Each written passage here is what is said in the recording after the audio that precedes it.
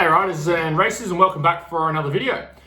Today's video is how to warm up before a race or before a ride. So for those of you that are new to the channel, my name is Andrew Hammer. I've worked with hundreds of riders and racers around the world to get them race fit and race ready. Problem with warming up. So I remember going to a race at Southern Cross. Okay, so Southern Cross is they have a reasonably big event most years here in WA, which is about, I think it's about 3 or 4, probably like a 4-hour drive, I think, from Perth. And quite a hard packed track. But one of the things that I remember about racing at Southern Cross is that this track is very cold.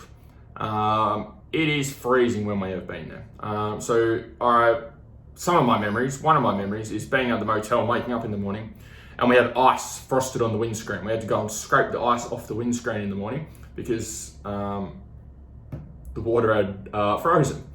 So it is cold. It's like 0, -1, -2, -5, those types of conditions down there. Very, very cold. So you can imagine when you're getting up early at 5 o'clock in the morning to go and ride and race, you get to the track and you're freezing. I remember not even being able to, we had to push our bike up this hill to go to machine examining, and I couldn't even grip onto the bars, okay? I couldn't even hold on. I had buddy 5 jumpers on, tracksuit pants on and all the rest of it, but still couldn't hold on. I was trying to push it, I'm trying to move my hands, and it was very hard to get warm.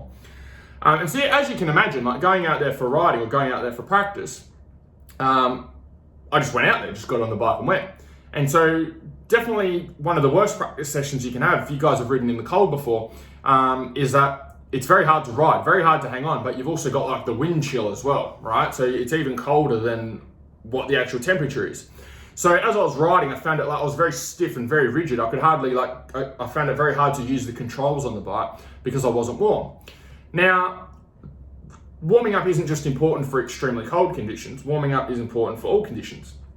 And the reason that is because what warming up does is gets your muscles warm and gets them more elastic. Okay, and when they're more elastic, they can stretch and they're more pliable, but they can also contract harder. And when they can contract harder, that means you're stronger and you're more explosive. So if you can get you stronger and you can feel more explosive on the bike, you're going to be able to move the bike a lot faster and a lot easier than what you normally would. So that's why we want to warm up our muscles. Now, I've got a couple of notes here of things that I want to cover. So there's 2 types of warm-ups, generally. Okay, there's a static warm-up and there's dynamic warm-up. A static warm-up, okay, or static stretching, is more just these ones. It's like this, like that. Pulling your legs behind you, legs behind, okay, or doing these types of ones. We're just in a static position where we've got a muscle and we've got an end range and we're just pulling. Generally, not always, there's certain types of stretches we can use, but generally not the most effective for warming up, okay? The other type of warm-up we've got is a dynamic warm-up. So what a dynamic warm-up is where we're moving a muscle backwards and forwards through a particular range of motion, okay? So some that you can use are just even just swinging your leg, okay? Moving your leg through a range of motion, or doing windmills with your arms, okay? So it could be like this. Just general ones like that are great for warming up. What I'm going to show you today is just an easy warm-up that you can do to get most of your body working if you've got a relatively decent level of fitness.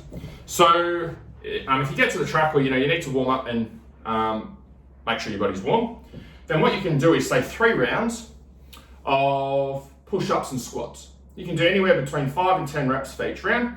The whole goal is that if you're had your jumper on at the start of the day, by the time you get, before the warm-up, when you get to the end of the warm-up, you'd want to take it off. Okay, and even on a relatively hot day, you can use something like this just to get all of your muscles working and get through a little bit of a range of motion.